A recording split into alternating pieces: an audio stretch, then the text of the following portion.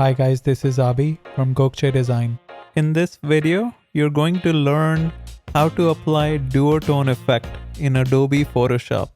Let's start by duplicating your background layer.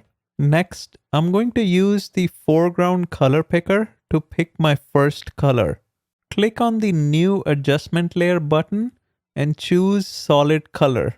Now change the blend mode of this layer to color. This will result in merging of the hue and saturation of the blend layer with the luminosity of the base layer. To restrict this color to just the highlights of the image, click on FX and choose Blending Options. In the Blend If section, move the dark underlying layer slider to the right. Hold the Alt or Option key to split the slider in half. This will ensure that the transition between the dark and light pixels is smoother. Click OK when done.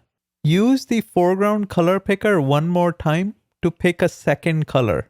Just like before, click on the New Adjustment Layer button and choose Solid Color. Change the blending mode to color. I'm going to restrict the second color to just the dark areas.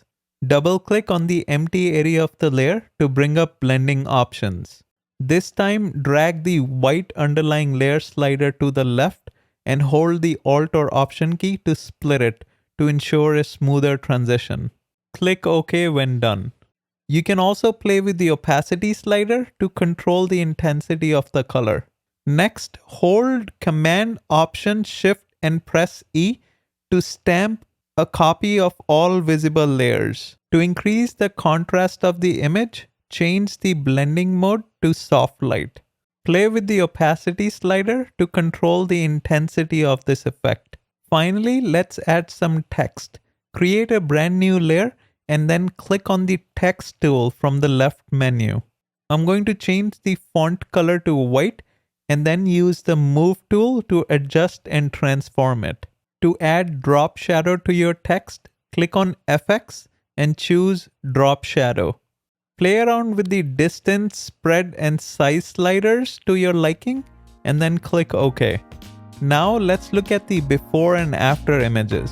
Looks good to me. Make sure you like, subscribe, and turn on the notification bell. Until next time.